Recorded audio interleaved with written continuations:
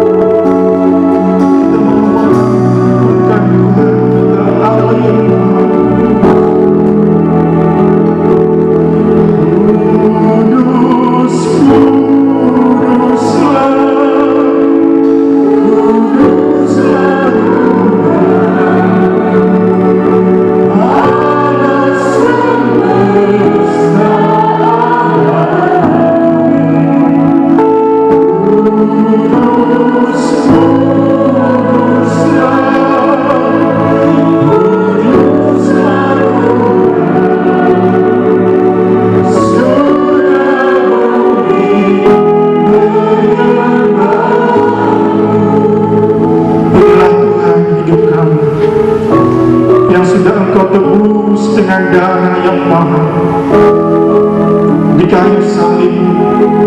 Engkau mau Tuhan mengangkut semua dosa kesalahan kami, segala kenajisan yang membuat engkau ditinggalkan oleh Allah Bapa. Karena engkau berseru, Eli lama sabachthani, mengapa engkau meninggalkan aku?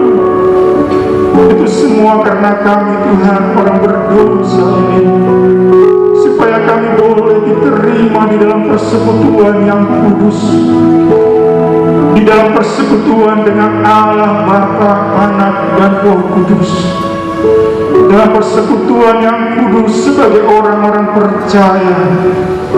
Itu sebabnya Tuhan kami datang dengan segala kerendahan hati kami. Kami datang apa adanya Tuhan, tetapi kami percaya oleh anugerah-Mu kami sudah dikuduskan. Itu sebabnya kami mau membawa segala persembahan hidup kami, kiranya memperkenankan Hati. Terima kasih Tuhan, kami akan awali lanjutkan ibadah kami ini Tuhan dengan sepenuh hati kami. Biarlah Engkau hadir di tengah-tengah kami, memimpin ibadah ini dari awal pertengahan pada akhirnya, mengurapi para pemimpin pujian, pemain musik, akan jadi vokal dan semua yang terlibat, dan kami semua sedang jemaat-Mu. Kami mau bersuka cita, bersyukur memuliakan Engkau. Di dalam nama Tuhan Yesus Kristus kami awal ibadah kami. Amin. Duduk sedang jemaat sekalian.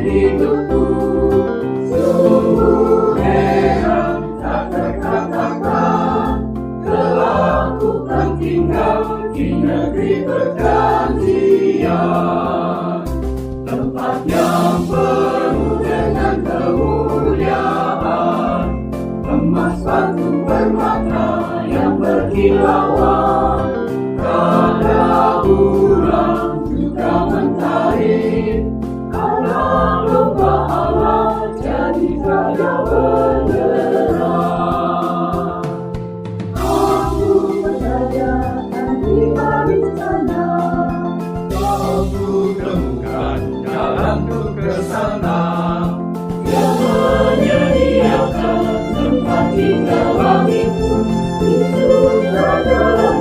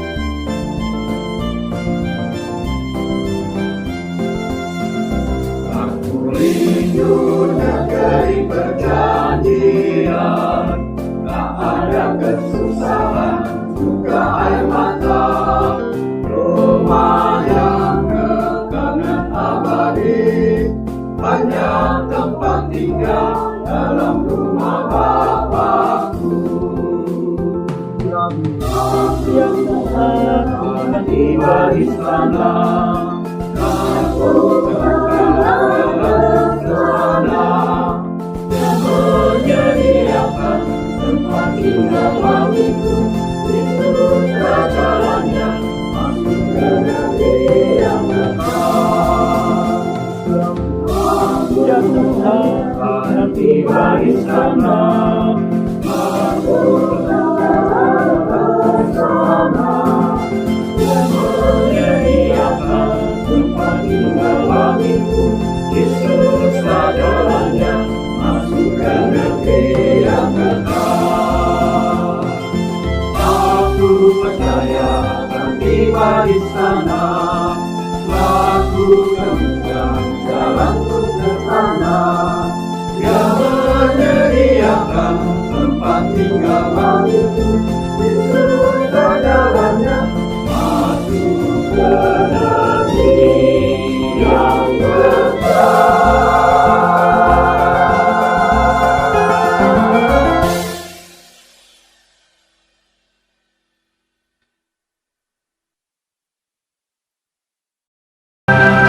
Amin. Puji Tuhan. Kita hari ini datang untuk bersukacita. Amin. Karena Allah ada di tengah-tengah kita. Hari ini hari yang telah dijadikan Tuhan. Mari saya undang kita bangkit bersama-sama. Amin.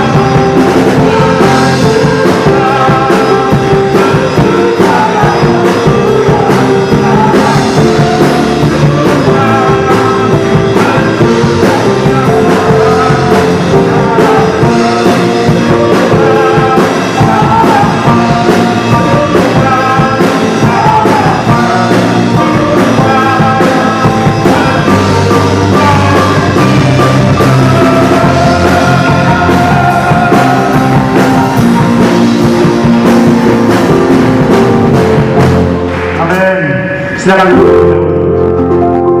Puji Tuhan. Ada sukacita? Ya walaupun ekspresinya tidak kelihatan. Kita menganggap ini karena kita bersukacita. Haleluya. Mari kita akan menyiapkan hati kita. Kita mau mendengarkan firman Tuhan, menyanyikan pujian tadi yang sudah dinyanyikan di awal. Alam semesta melukiskan kebesaran Tuhan, bumi dan surga menyanyikan kemuliaan nama-Mu.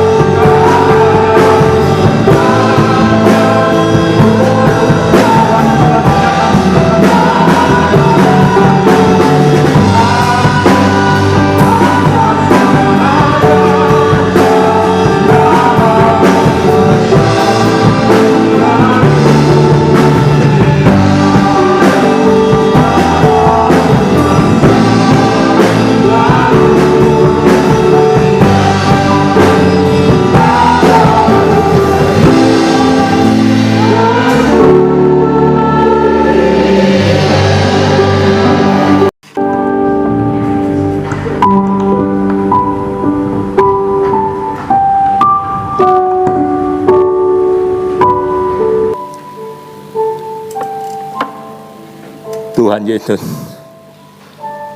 Raja di atas segala raja. Tuhan, Engkau mendengar pujian, Engkau mendengar mulut-mulut kami yang berbicara ini, Tuhan. Siapakah Engkau sesungguhnya, Tuhan? Engkaulah Allah yang menciptakan langit dan bumi. Engkaulah adalah Raja di atas segala raja. Sesungguhnya kami ini, Tuhan, tidak layak di hadapan-Mu, Tuhan. Ya Tuhan, Engkau mengundang kami di tempat ini, Tuhan. Engkau tahu siapa ini kami ini, Tuhan. Engkau adalah Allah yang kudus. Engkau adalah Allah yang mulia. Dan kami tahu, Tuhan, kami sesungguhnya manusia yang penuh dengan dosa. Tapi seperti nyanyian tadi, Engkau sudah menguduskan kami. Engkau sudah mengundang kami untuk datang di dalam undangan perjamuan firman Tuhan sebagai roti kehidupan bagi kami. Urapilah hamba-Mu ini, Tuhan, dengan urapan Roh Kudus, dan juga urapi sidang jemaat-Mu, besar kecil, tua muda, Tuhan, dengan Roh Kudus-Mu yang sama, supaya boleh mendapat kemurahan dan boleh mengerti arti daripada undangan pada pagi hari ini, Tuhan. Biarlah kami semua menyambut undangan-Mu dengan penuh sukacita. Kami berdoa hanya dalam satu nama, Tuhan Yesus Kristus yang hidup. Amin. Silakan duduk semuanya. Saya bersama istri menyampaikan shalom.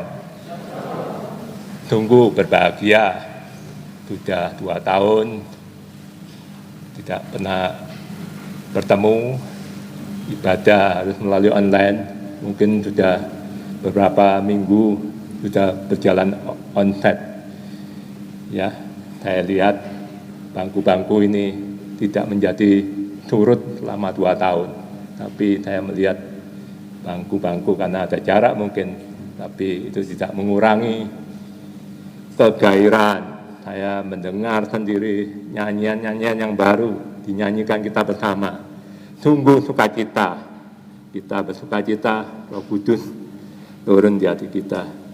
Kesulitan untuk menghadiri undangan seperti hari ini, tetap penuh semangat walaupun ada aturan protokol kesehatan, tapi tidak mengurangi.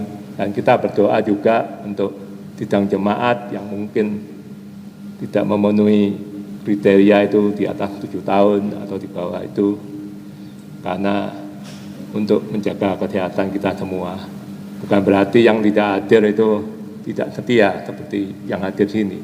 Ya, puji Tuhan, pada pagi hari ini seperti yang disepakati oleh Gembala Penatua, saya akan membawakan di dalam Injil Lukas pasal 14 ayat 1 sampai 24, ya. Anak-anak kecil agak tidak kelihatan. Ya, di sini temanya sesuai kesepakatan adalah meresponi undangan perjamuan kerajaan Allah. Ya, jadi kita berbahagia pada pagi hari ini kita meresponi undangan untuk beribadah di sini. Itu juga salah satu bagian dan rencana Allah dalam pada waktu suatu saat nanti kita akan diundang dalam perjamuan kerajaan Allah. Itu kita imani, kita yakini. Siapa yang ingin hadir di dalam undangan perjamuan Allah di kerajaan surga, ya, kita semua pasti kepingin, pasti rindu dan yakin bahwa kita akan sampai di sana. Tapi pertanyaannya selanjutnya, apakah kalau dipanggil hari ini kita bersedia? Tuh, tunggu dulu, mungkin, wah, sudah siapkah kita ini menerima undangan itu, atau waduh, masih belum siap Tuhan, atau apa, ya. Mari kita mau belajar bersama-sama. Jadi kita hari ini merenungkan firman Tuhan yang Tuhan tetapkan di dalam hati saya, dan atas berkat doa sidang jemaat dan kerinduannya, supaya kita semakin bersungguh-sungguh hadir di dalam undangan ini, semakin yakin dan percaya pada suatu hari nanti, seperti kita selama ini selalu mendengar di dalam Wahyu 19 ayat 9, ya, bahwa kita akan berbahagia di dalam pesta kawin anak domba. Ya. Nah, di sini nanti saya tidak akan membaca semuanya, nanti kan termasuk panjang, jadi kita akan membaca poin-poin, ada poin-poin yang tertentu. Ya, kita mulai membaca di Lukas 14 ayat 1 dan 2 dulu saja ya. Lukas 14 ayat 1 dan 2. Lukas 14 ayat 1 dan 2. Pada suatu hari Sabat, Yesus datang ke rumah salah seorang pemimpin dari orang-orang Farisi untuk makan di situ. Semua yang hadir mengamat-amati dia dengan seksama. Tiba-tiba datanglah seorang yang sakit busung air berdiri di hadapannya. Ya, sampai di sini dulu, silakan duduk. Nah, di sini kita melihat Tuhan Yesus diundang oleh salah seorang pemimpin dan orang-orang Farisi untuk makan di situ. Nah, di sini ada tekanan. Nah, pada waktu Tuhan Yesus hadir, semua yang hadir mengamat-ngamati dia dengan seksama. Nah, kalau kita hadir di sini, kita mengamati saya dengan seksama, mendengarkan firman Tuhan. Nah, apa yang Tuhan mau, Tuhan kehendaki dalam kehidupan kita. Tapi itu tujuannya pasti baik. Tapi di sini ahli-ahli Taurat beda, mengamati Tuhan Yesus dengan maksud berbeda. Ini coba untuk menegaskan ini, kita buka di Lukas 6 ayat 6 sampai 7 dan 9. Lukas 6 ayat 6 sampai 7 dan 9.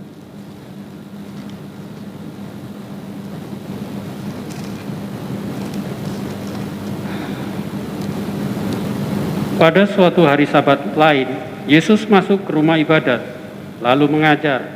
Di situ ada seorang yang mati tangan kanannya. Ahli-ahli Taurat dan orang-orang Farisi mengamat-amati Yesus kalau ia menyembuhkan orang pada hari Sabat, supaya mereka dapat alasan untuk mempersalahkan dia.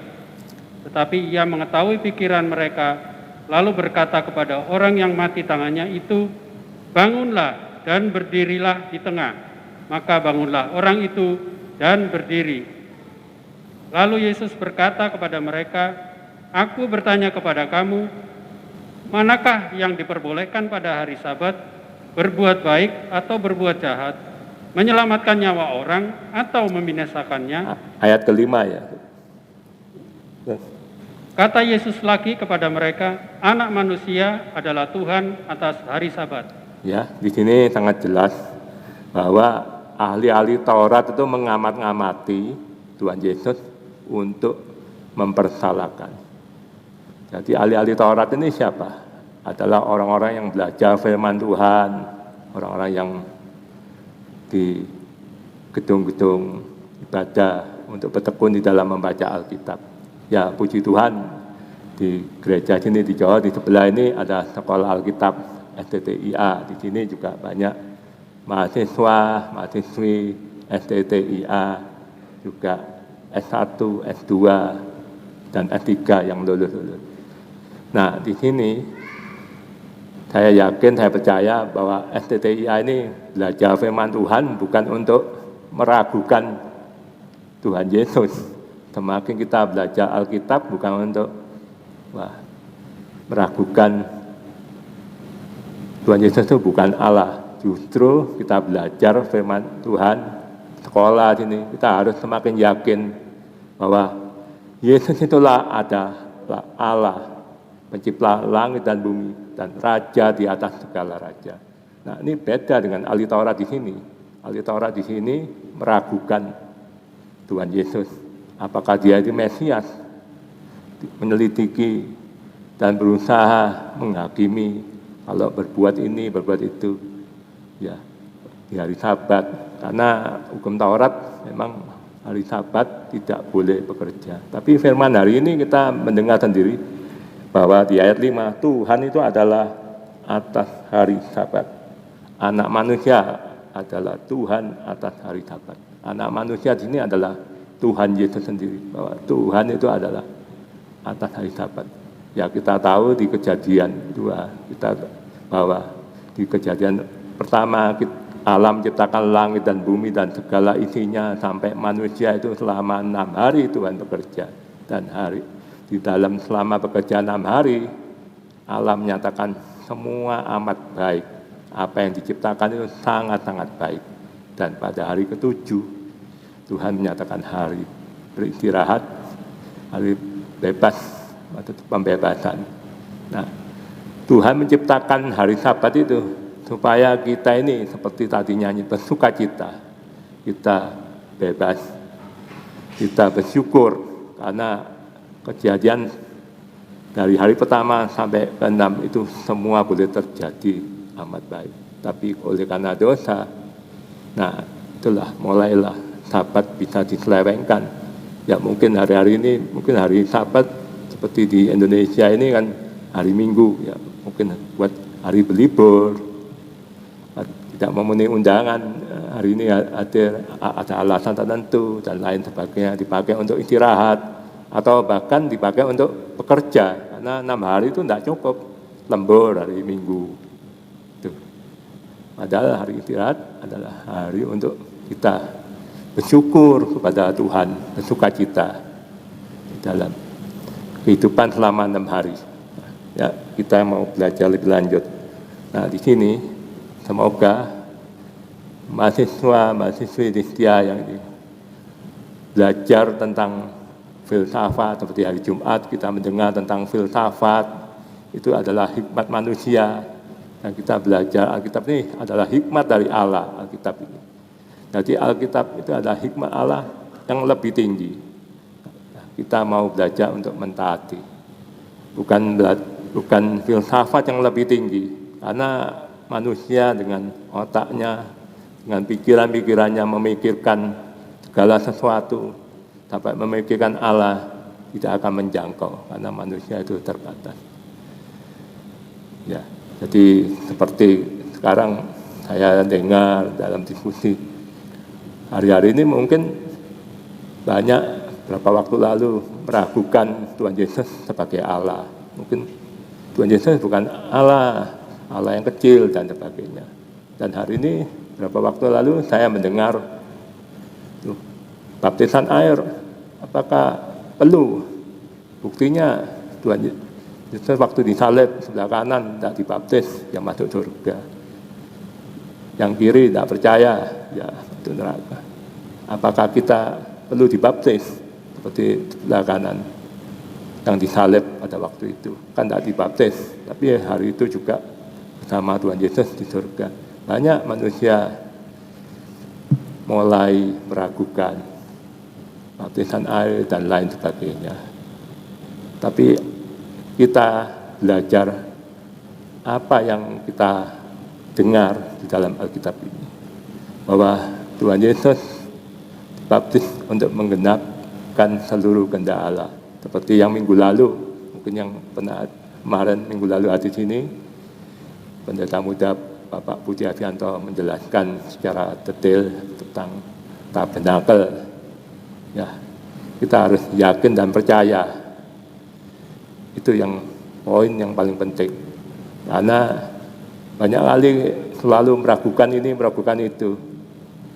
Yang diperlukan di sini sebetulnya adalah ketaatan. Bagaimana kita taat melakukan seluruh kehendak firman Tuhan. Jadi bukan mempertanyakan. Di sini adalah kebutuhan tentang ketaatan. Ya. Nah, di sini Di sini yang tadi kan kita sebutkan tadi Tuhan Yesus tentang ahli Taurat, dan yang terakhir ini kan yang ketiga ini tentang tiba-tiba ada seorang yang sakit busuk. Orang ini datang kepada Tuhan. Dia sakit busung air. Saya baca-baca busung air itu apa ya?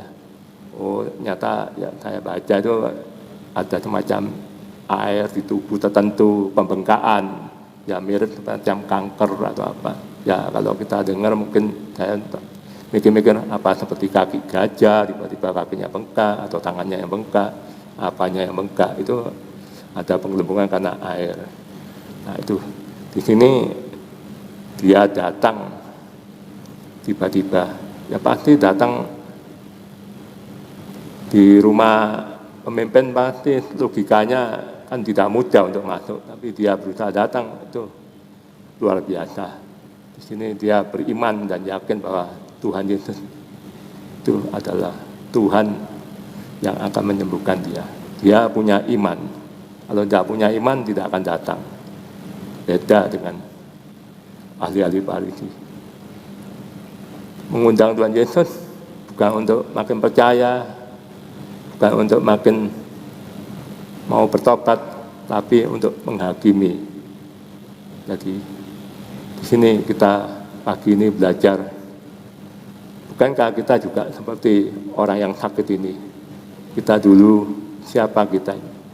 Orang yang mungkin punya penyakit, masa lalu, kejahatan dan apa. Tapi kita mau datang seperti ini, Tuhan tolong. Nah Tuhan itu adalah Maha Kuasa yang mencipta manusia juga. Tuhan tahu akan kebutuhan kita semua dalam hal ini tentang sakit penyakit. Ya itu di sini kita di dalam menerima undangan ini sebagai orang yang sakit ini, inilah sikap kita, kehadiran kita sebagai orang yang menerima mukjizat. Jadi bukan sebagai orang yang menghakimi. Jangan sampai kita ini datang beribadah di tempat ini, mendengar firman Tuhan, mengerti firman Tuhan, belum sampai praktek sudah dipakai untuk menghakimi istri atau anak atau orang lain, begini begitu. Seharusnya kita ini bersikap seperti orang yang busung air, yang membutuhkan firman Tuhan, yang membutuhkan sabda Tuhan yang menolong, supaya kita ini yang lebih dulu diubahkan. Melalui hidup kita inilah kita menarik orang untuk datang ke tempat ini. Ya. Hal yang kedua, kita membaca di Lukas 14 ayat 7 lebih dulu. Karena Yesus melihat bahwa tamu-tamu berusaha menduduki tempat kehormatan, Ia mengatakan perumpamaan ini kepada mereka. Ya, terus. Kalau seorang mengundang engkau ke pesta perkawinan, janganlah duduk di tempat kehormatan, sebab mungkin orang itu telah mengundang seorang yang lebih terhormat daripadamu. Supaya orang itu yang mengundang engkau dan dia jangan datang dan berkata kepadamu, berilah tempat ini kepada orang itu, lalu engkau dengan malu harus pergi duduk di tempat yang paling rendah. Tetapi apabila engkau diundang, pergilah duduk di tempat yang paling rendah. Mungkin tuan rumah akan datang dan berkata kepadamu, sahabat, silakan duduk di depan. Dan dengan demikian engkau akan menerima hormat di depan mata semua tamu yang lain. Sebab barang siapa meninggikan diri, ia akan direndahkan. Dan barang siapa merendahkan diri, ia akan ditinggikan. Ya, terima kasih. Ya, di sini Tuhan Yesus melihat orang-orang yang datang itu tamu-tamu berusaha menduduki tempat-tempat yang terhormat. Tapi kalau di gereja ini rasanya terbalik, tidak maju ke depan malah yang di belakang. Ya, mungkin semua anak Tuhan rendah hati semua ya. Jadi tidak duduk di depan, di belakang, untuk memberi tamu yang datang belakang untuk duduk di depan. Nah, di sini Tuhan Yesus memberi nasihat sebagai orang yang rendah hati.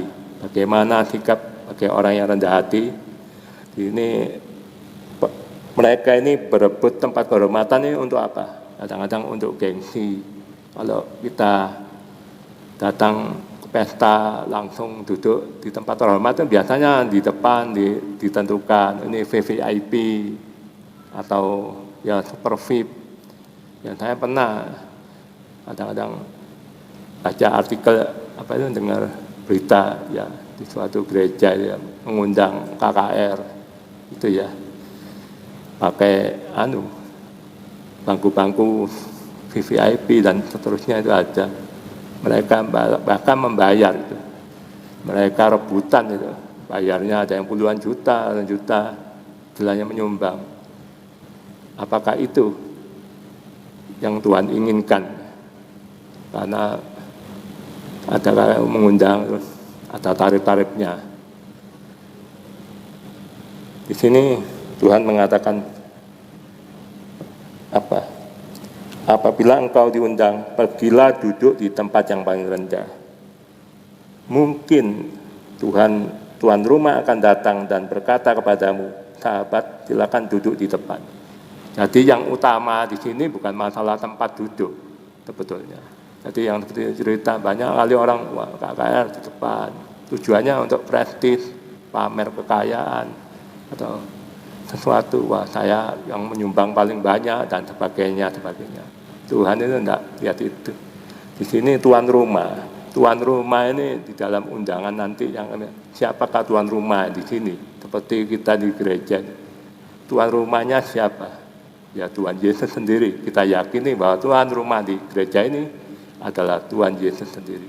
Jadi kalau Tuhan Yesus sendiri yang mengajak kita, kalau kita rendah hati, kita akan ditarik ke tempat yang tinggi seperti tadi bahwa kita akan dibawa suatu saat nanti kita akan duduk bersama Tuhan Yesus di Yerusalem yang baru. Itulah sikap kita, di mana yang kita butuhkan adalah kita melihat tuan rumah. Bagaimana tuan rumah bisa mengenal kita yang rendah hati, bukan kita yang tinggi hati. Karena Tuhan mengatakan orang yang tinggi hati akan direndahkan, orang yang direndahkan akan ditinggikan. Itulah kita mau belajar menjadi orang yang rendah hati. Ya, seperti Tuhan Yesus di Filipi 2 ayat 1 dan 11. Tuhan Yesus datang ke dunia punya misi dan visi bahwa tahu manusia tidak akan bisa selamat sendiri karena dosa manusia makin hari makin bertambah-tambah. Tapi Tuhan Yesus, Raja di atas segala raja, rela turun merendahkan diri sebagai manusia, tapi tidak berdosa, dan masih rela lagi untuk direndahkan lagi, di mana di kayu salib, tempat yang paling hina, diolok-olok kiri kanan, penjahat kiri dan kanan juga mengolok-olok, tapi yang satunya berubah dan mohon pada Tuhan minta ampun, dan Tuhan mengabulkan hari itu juga bersama Tuhan Yesus di surga. Ya, banyak kali sikap kita tinggi hati, kesombongan, kebanggaan, itu biarlah kita buang. Kita mau belajar rendah hati seperti Tuhan Yesus. Orang yang rendah hati itu orang yang tidak memiliki sesuatu. Kalau orang yang memiliki sesuatu cenderung tinggi hati. Tinggi hati di dalam, aku lebih pandai mungkin sekolahan, atau aku lebih kaya, aku lebih sehat, atau dan sebagainya. Merasa kuat. Tapi kalau kita mau pagi ini, kalau kita bisa ada di sini, saya percaya semua itu karena anugerah Tuhan. Kita tahu sendiri siapakah kita ini. Seperti tadi, orang yang busung air, Dan tiba-tiba saya teringat orang perempuan Veronesia, perempuan Kanaan yang berseru-seru datang kepada Tuhan, mohon supaya anaknya yang kerasukan setan ditolong. Tapi apa kata Tuhan? Saya datang bukan untuk anjing, tapi untuk anak-anak. Dalam hal ini untuk bangsa Israel yang terhilang. Tapi apa jawab perempuan Kanaan ini? Dia tidak marah, dia mau rela direndahkan, mau rendah hati. Anjing pun juga makan remah-remah dari meja tuannya.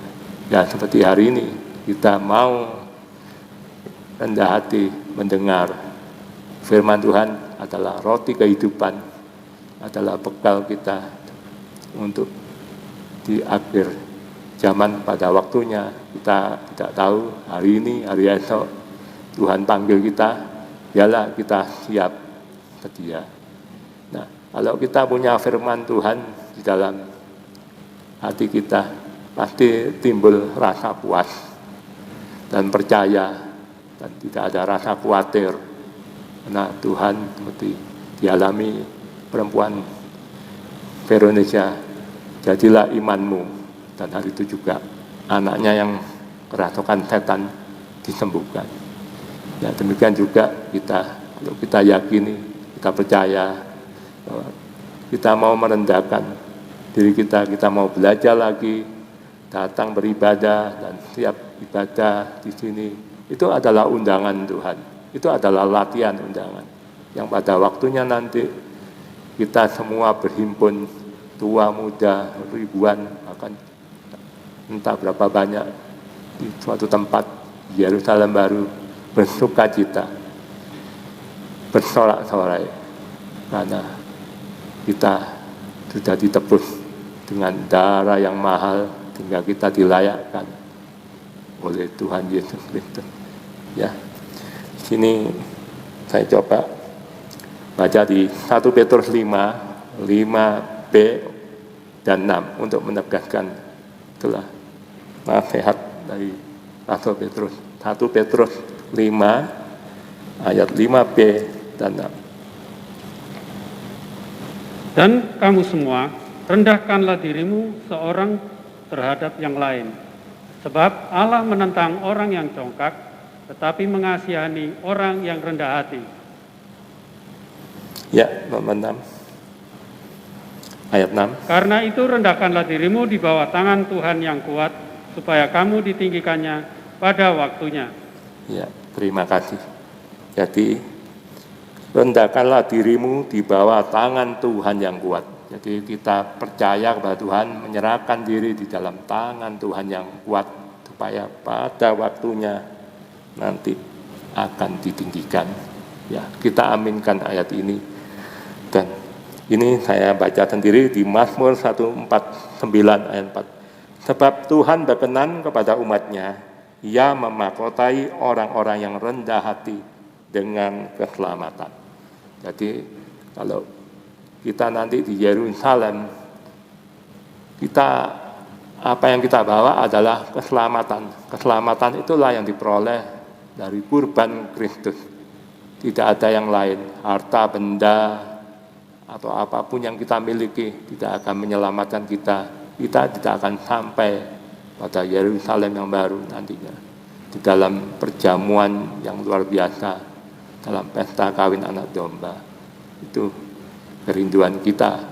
Kita yakin datang di sini bahwa itulah yang kita rindukan. Bukan rindu berkat jasmani, ya oke aja Tuhan memberi berkat jasmani, tapi biarlah kita pakai untuk segala kemuliaan Tuhan. Ya, nah, kita mau lanjut lagi di Lukas 14 ayat 12 sampai 14.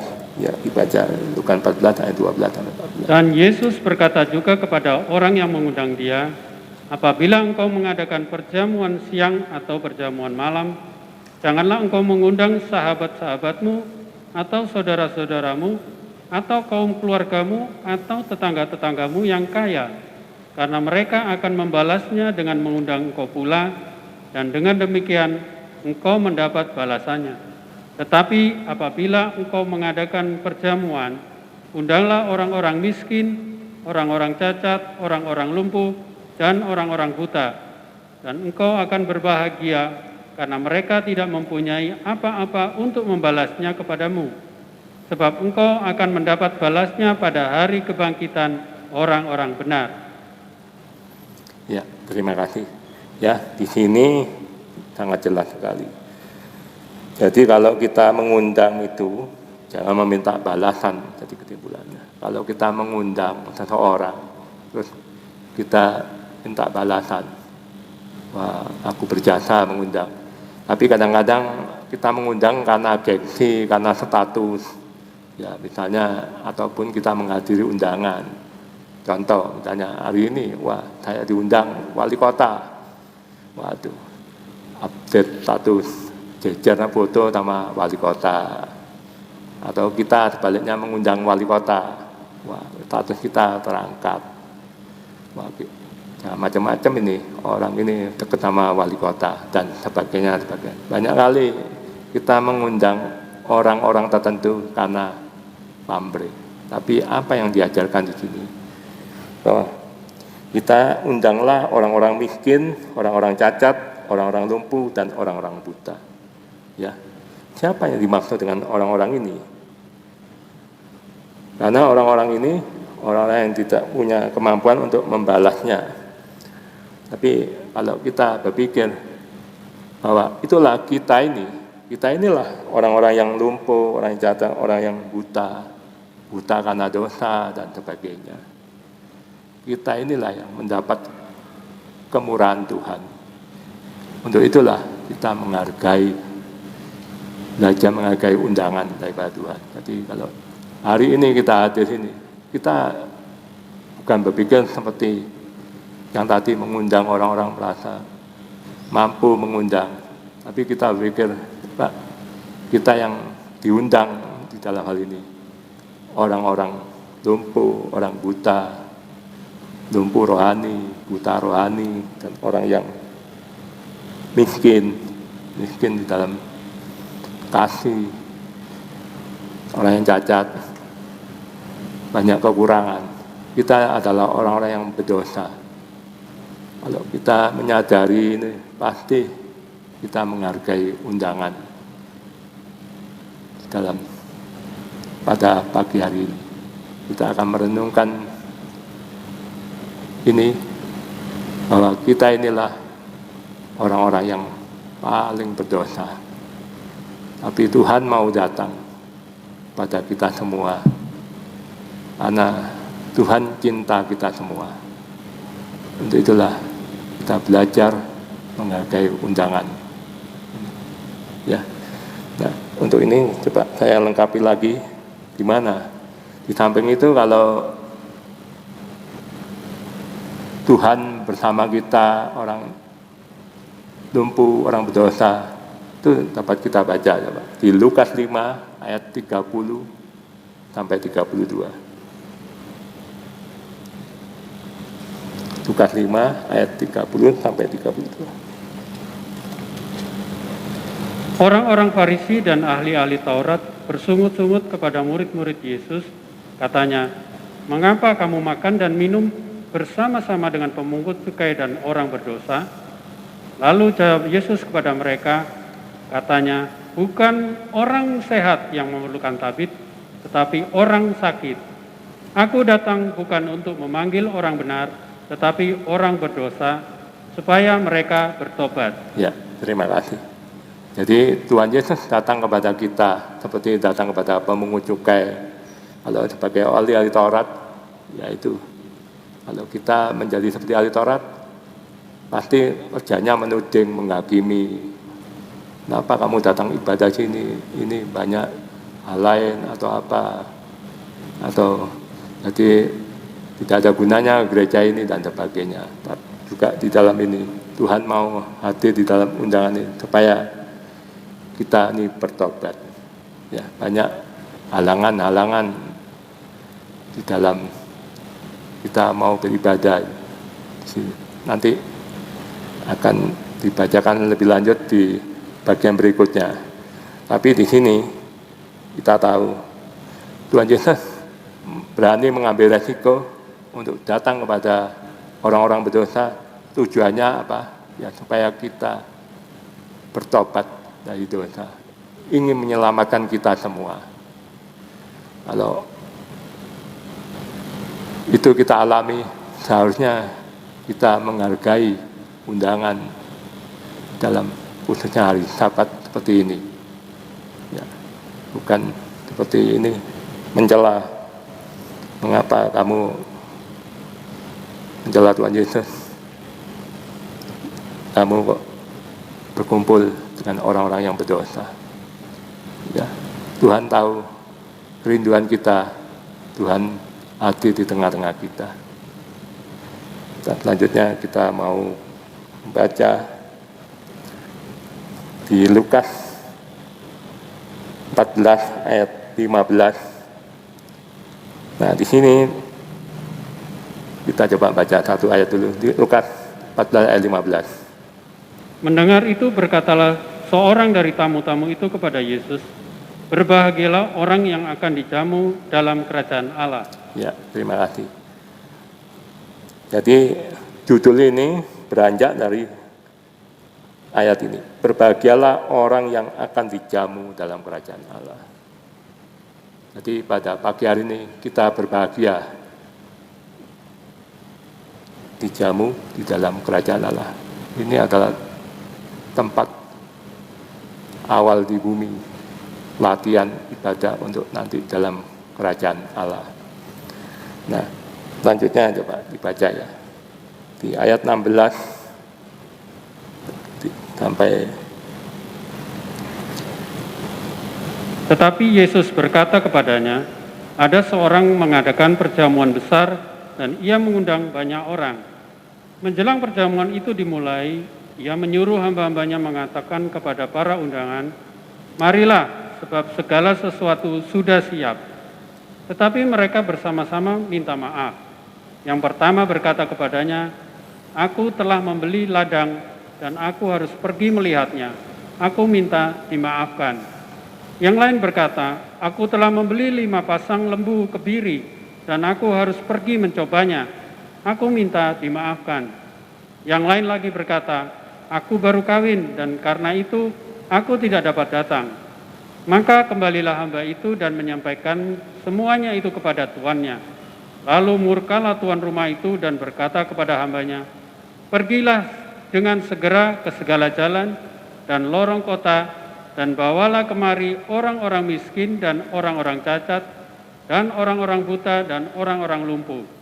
Kemudian hamba itu melaporkan, 'Tuan, apa yang Tuan perintahkan itu sudah dilaksanakan, tetapi sekalipun demikian masih ada tempat.' Lalu kata Tuan itu kepada hambanya, 'Pergilah ke semua jalan dan lintasan dan paksalah orang-orang yang ada di situ masuk karena rumahku harus penuh. Sebab aku berkata kepadamu, tidak ada seorang pun dari orang-orang yang telah diundang itu akan menikmati jamuanku.'" Ya, terima kasih. Ya, kalau kita tadi baca semuanya ini, jadi di zaman dulu itu beda dengan zaman sekarang. Kalau saya mendapat undangan itu biasanya kan ditentukan jauh-jauh hari kita mendapat undangan pernikahan 2 minggu, 3 minggu sebelumnya. Kita ditentukan waktunya, jamnya, dan sebagainya. Kalau kita baca di sini ini undangan diantar, dibagikan pada orang-orang. Nah, mereka menyanggupi. Tapi di situ zaman dulu, waktu itu tidak disebutkan jamnya. Jadi pada nunggu pestanya disiapkan dulu, baru datang lagi diundang. Nah, di sini kita melihat pada waktu datang yang kedua kali, mereka banyak beralasan. Alasan mau melihat ladang yang baru dibeli. Saya punya pengalaman tentang tanah ya, beli tanah. Kalau ladang baru dibeli, terus baru mau dilihat. Kalau ini rasanya alasan yang dibuat-buat. Karena kalau mau beli ladang, pasti dilihat dulu baru dibeli. Tidak mungkin beli ladang dulu baru saya mau melihat. Juga termasuk lembu ini saya mau mencoba dulu baru dibeli. Ya pasti di dunia yang sekarang ini semua dibeli. Dan mungkin yang ketiga bisa dimaklumi karena baru menikah mungkin minta izin, maaf karena baru menikah. Tuh. Tapi kita mau belajar apa maksudnya di sini, mengapa mereka menolak. Ya, saya baru-baru ini juga membaca minggu lalu yang kita lihat ada Daniel ini ya, Daniel Center ya istilahnya. Ya buletinnya TIA itu ya tentang prioritas. Nah di sini saya baca memang betul kita harus menentukan prioritas. Apakah kita ini menghargai undangan ini atau kita lebih memilih ladang yang berarti ya kepemilikan kita, atau lembu sapi berarti nyangkut pekerjaan, atau mungkin sekarang istilahnya untuk mobil aktivitas kita untuk bekerja atau untuk istri atau karena menikah menyangkut suatu keluarga. Apa kita menghargai undangan? Di sini kita lihat bahwa orang-orang ini tidak menghargai undangan raja setelah siap. Kalau kita baca di Wahyu 19 ayat 6 sampai 9, itu ditekankan sudah siap sedia baru. Itulah terjadilah pesta kawin. Jadi saat ini kita menanti undangan yang kedua. Kita tidak tahu kapan, karena Tuhan Yesus sendiri aja berbicara juga tidak tahu. Itu adalah kehendak Allah Bapa. Jadi biarlah jangan seperti orang-orang yang ini beralasan karena salah mengambil prioritas, lebih mencintai keluarga atau lebih mencintai pekerjaan atau kekayaan milik. Tapi bukan berarti kalau gitu tidak boleh ya keluarga, bukan. Tapi kita mau menempatkan prioritas seperti ya saya baca artikel yang luar biasa. Nah kita bisa membaca di Lukas 10 ayat 25 sampai 28 di mana ahli Taurat itu juga bertanya kepada Tuhan Yesus. Tapi sebenarnya ngetes, ingin mencobai Tuhan Yesus tentang hidup yang kekal. Ya coba apa yang dikatakan di situ di Lukas 10 ayat 25 sampai 28. Pada suatu kali berdirilah seorang ahli Taurat untuk mencobai Yesus, katanya, "Guru, apa yang harus kuperbuat untuk memperoleh hidup yang kekal?" Jawab Yesus kepadanya, "Apa yang tertulis dalam hukum Taurat? Apa yang kau baca di sana?"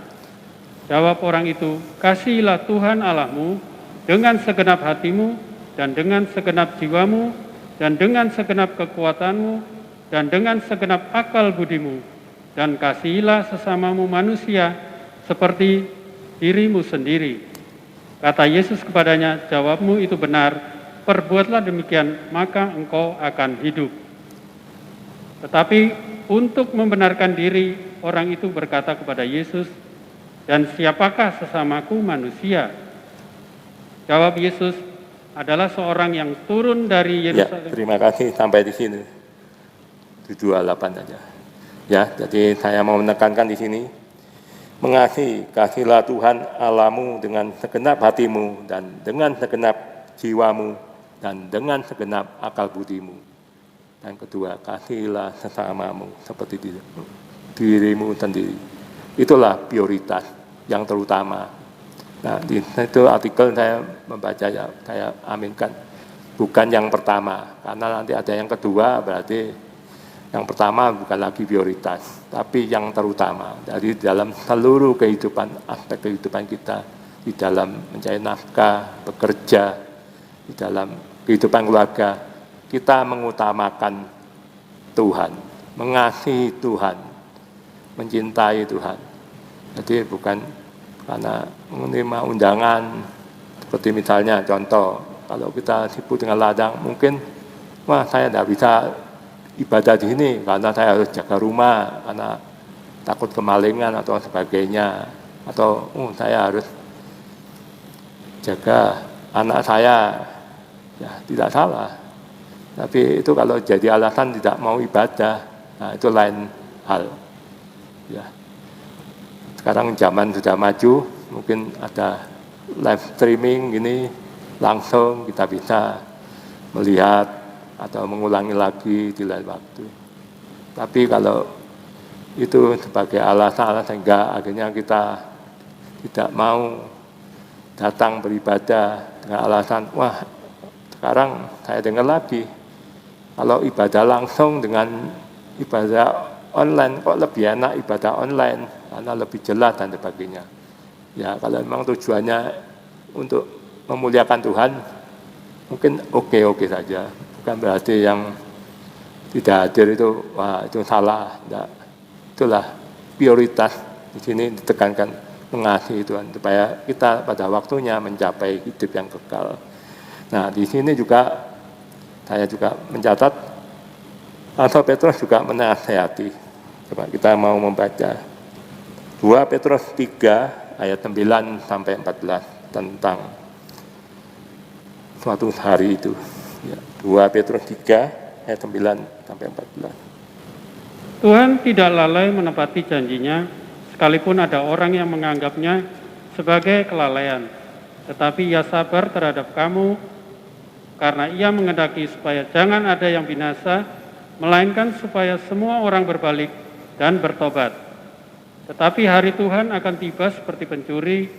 Pada hari itu langit akan lenyap dengan gemuruh yang dahsyat, dan unsur-unsur dunia akan hangus dalam nyala api, dan bumi dan segalanya yang ada di atasnya akan hilang lenyap.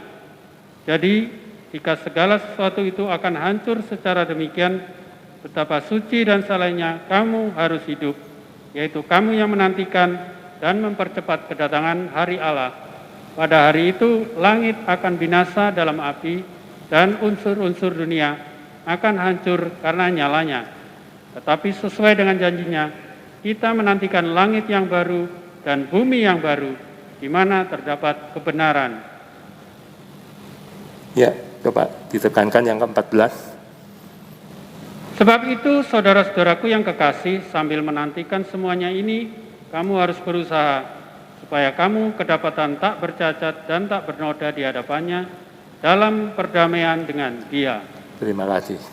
Ya, jadi di sini sangat jelas sekali bahwa Tuhan itu tidak pernah lalai. Suatu hari, suatu saat, pada saatnya nanti Tuhan akan datang kembali. Nah, ditambil menanti-nantikan kedatangan Tuhan ini, di sini di ayat 14 ditekankan, kita harus berusaha. Berusaha apa? Kalau mengalami kesulitan ibadah, ya kita diberi akal bagaimana ibadah boleh berjalan. Seperti 2 tahun ini tidak boleh di sini karena pandemi COVID yang luar biasa. Kita memakai teknologi. Kadang-kadang kita sebagai gembala penatua ya sempat berpikir gimana ya sidang jemaatnya ya, atau apakah masih setia. Kita karena tidak bisa memonitor apakah sidang jemaat itu ikut ibadah secara online, karena sifatnya di rumah masing-masing. Kalau di sini, bisa lihat monitor, ya ada yang ngantuk atau yang sebagainya. Tapi di rumah mau ngantuk, mau tidur, mau dibuka atau enggak, itu gembala penatua tidak tahu, semua urusan masing-masing. Tapi saya percaya, karena hari ini saya melihat, nyata setelah 2 tahun lewat, dan berapa waktu ibadah, ya Bapak Gembala Pak Budi Avianto juga bercerita, wah di Johor luar biasa, yang hadir 85, boleh katakan penuh ini, karena ada jarak jadi penuh. Jadi kaget luar biasa, ternyata masih setia, masih memprioritaskan Tuhan, mau datang di tempat ini walaupun harus taat, harus daftar, harus mengikuti protokol, cuci tangan, dan seterusnya. Dan juga tadi kita juga mendengar selalu choir nyanyi tentang kerinduannya suatu saat akan di surga sana memuliakan Tuhan. Jadi mereka pun menyanyi, bukan kumpul nyanyi, nyanyi di rumah masing di tempat yang sunyi supaya suaranya tidak masuk. Semua berusaha menyanyi memuliakan Tuhan. Semua dikembalikan untuk kemuliaan Tuhan. Itulah cetusan hati mereka juga rindu.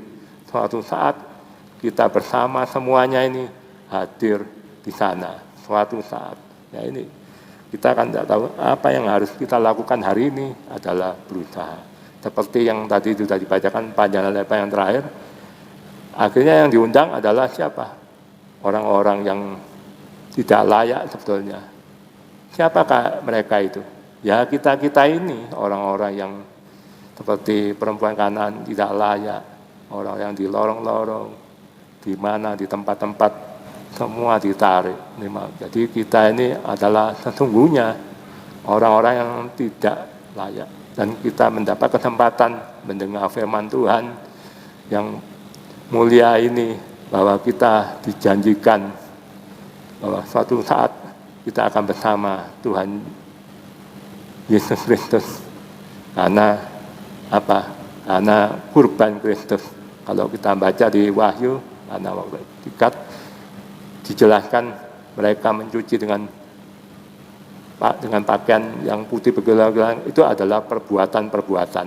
Perbuatan apa? Ya semacam kalau kita menganggap ini sepele, duduk, mendengar, itu sepele. Tapi itu satu perbuatan. Tuhan tidak melihat kesannya duduk atau apa, tapi Tuhan melihat isi hati kita. Kita datang kepada Tuhan, bahwa kita mengimani, bukan menghakimi. Seperti tadi, kita iman, kita punya pengharapan bahwa kita duduk di tempat rendah suatu hari. Tuan rumah ini, ya Tuhan Yesus ini mengangkat kita, mengajak kita ke surga yang mulia.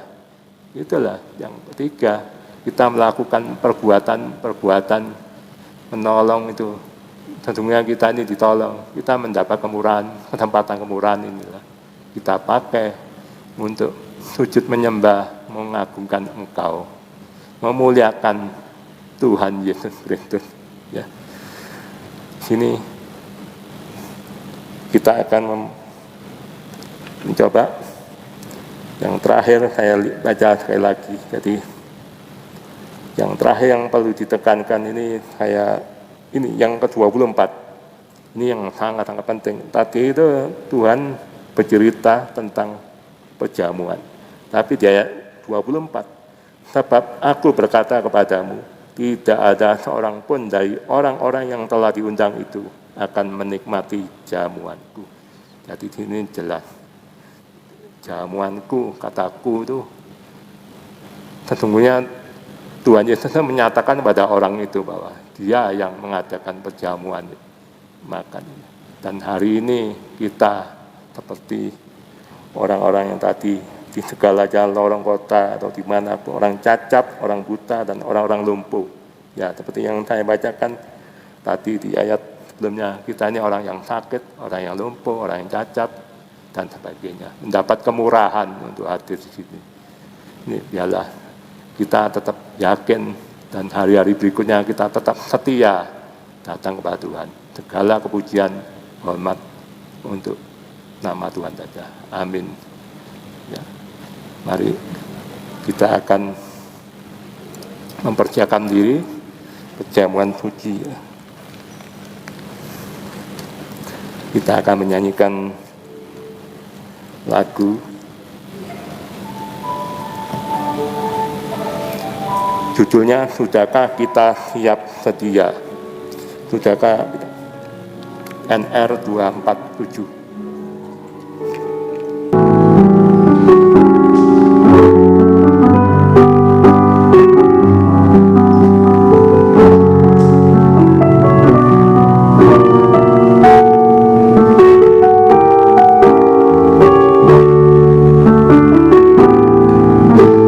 Sambil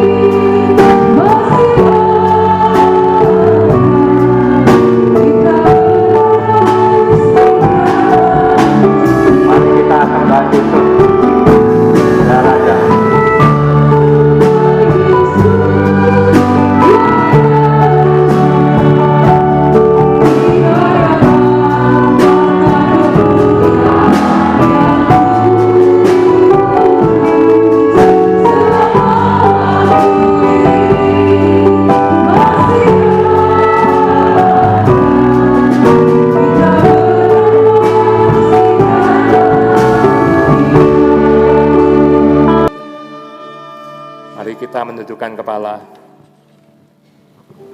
Mari kita mendengarkan firman Tuhan.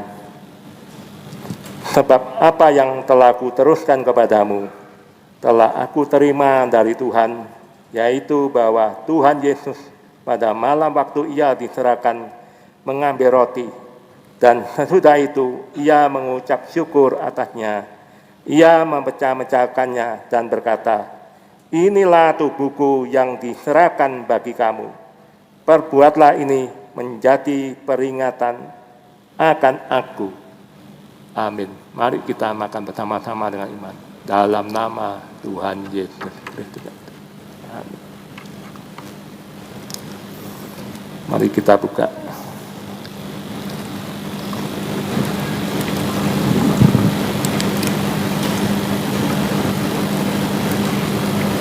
Pelan-pelan.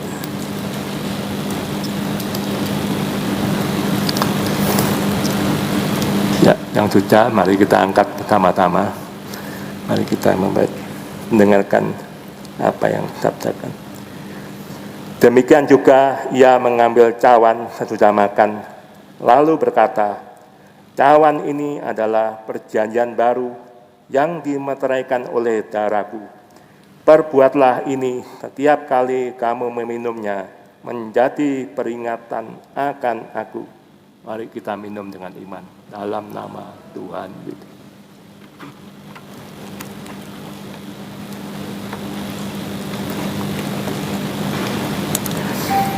Sebab setiap kali kamu makan roti ini dan minum cawan ini, kamu memberitakan kematian Tuhan sampai ia datang. Kita amini bahwa kita siap sedia seperti nyanyian ini. Kita nyanyikan sekali lagi. Kita yakini bahwa kita sudah siap sedia. Dan saya minta Bapak Janan untuk berdoa buat kita semua.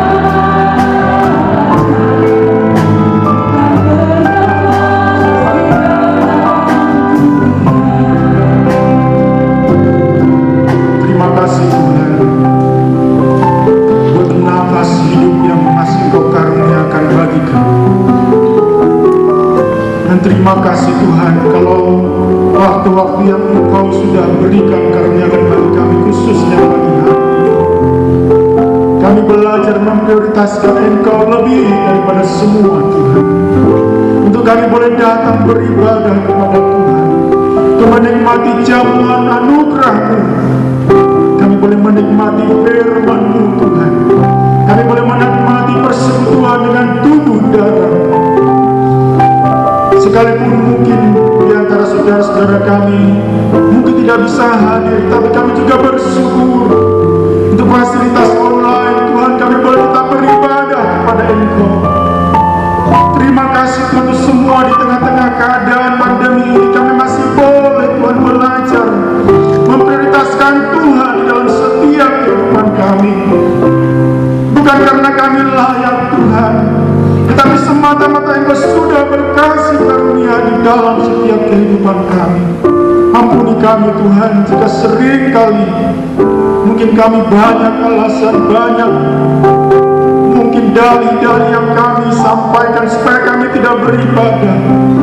Tetapi biarlah firman mendorong kami Tuhan, karena satu kali kelak Engkau akan datang kembali. Dan kami saat itu tiba, kami juga juga Tuhan boleh siap oleh anugerah-Mu.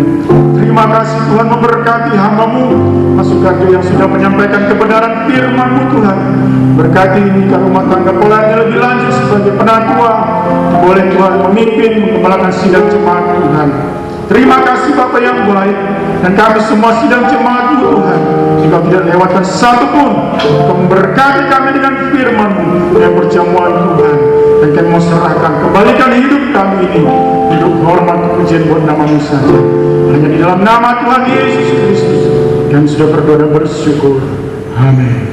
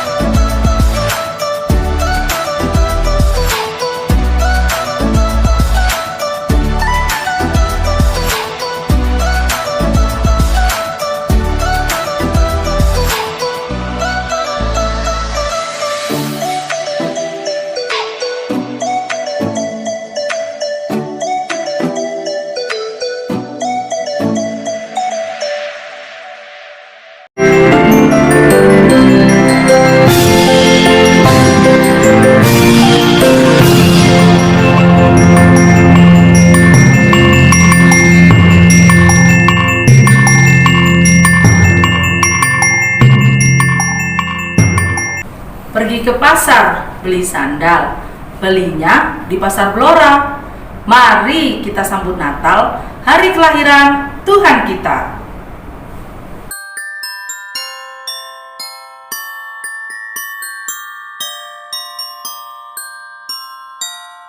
Adik-adik, jangan lupa ya untuk ikut Zoom ibadah Natal kita.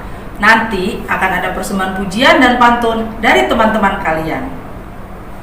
Plastik emas berlapis baja, dibungkus pakai kain kasa.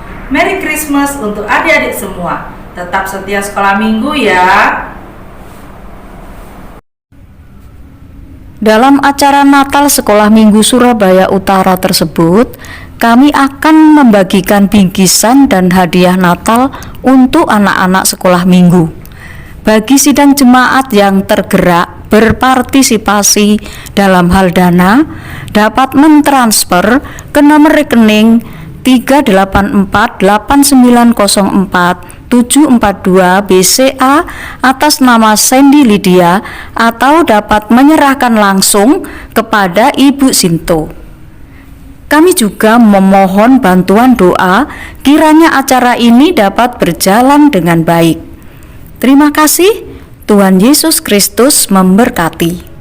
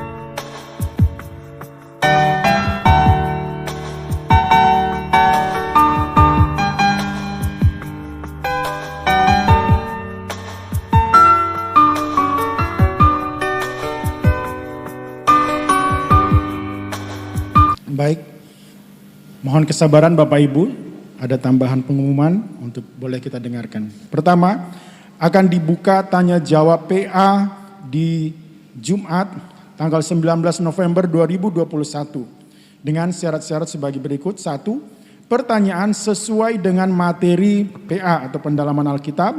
Kedua, pertanyaan yang senada akan disatukan. Ketiga, pertanyaan akan dijawab sesuai keterbatasan waktu yang ada. Pertanyaan dapat diajukan melalui WA dengan nomor 0813 3183 3823. Kemudian dari diakonia, si diakonia berencana akan memberikan paket Natal bagi 40 orang ibu janda diakonia.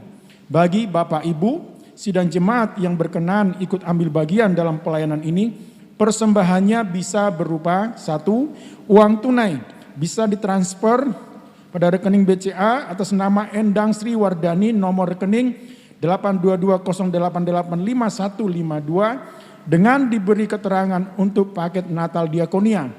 Jika berupa barang, yang kedua, jika berupa barang atau makanan bisa dikirim ke gereja Lemah Putro pada saudara Daniel Indra Jonathan atau saudara Filipus Jebua.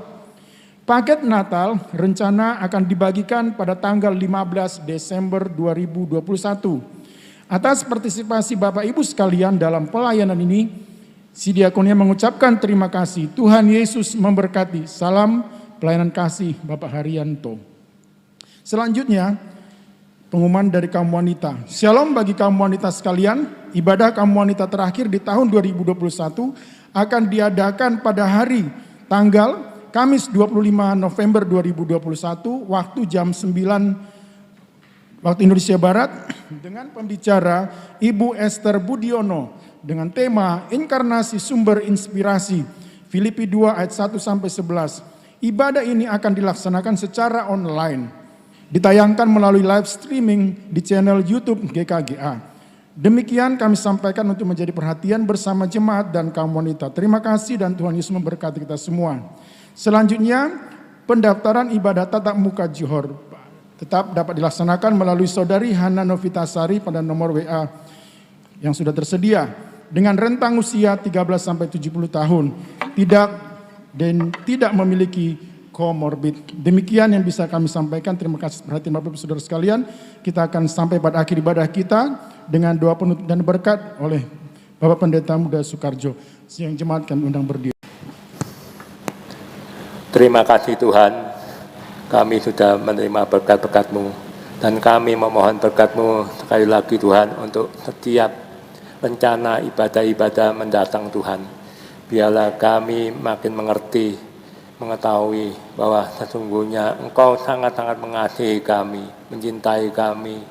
Engkau sungguh memberikan kami hidup berpengharapan supaya pada waktunya nanti bersama dengan Engkau Tuhan. Terima kasih Tuhan, pada bulan yang akan datang tak lagi ini Tuhan, ibadah Natal, mulai dari ibadah Natal anak-anak dan dewasa semuanya Tuhan, terkait segala rencana dan apapun biaya dan sebagainya, juga untuk tim misi yang membawa misi-Mu ya Tuhan, untuk melayani orang-orang di luar pulau sana, di Bulagi Tuhan yang membutuhkan pertolongan-Mu. Kiranya Engkau mencurahkan berkat, mungkin membutuhkan dana dan sebagainya.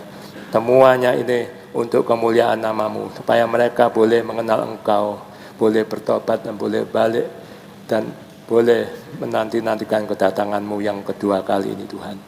Sebelum kami berpisah satu dengan yang lain Tuhan, kami memohon berkat-Mu, berkat dari kasih Allah Bapa di surga dan kasih karunia daripada Tuhan Yesus Kristus dan penyertaan-Mu, penyataan dari Roh Kudus-Mu yang menyertai kami mulai dari sekarang sampai selama-lamanya, sampai Tuhan Yesus datang kembali menjemput kita semua. Amin. Selamat siang, Tuhan memberkati semua.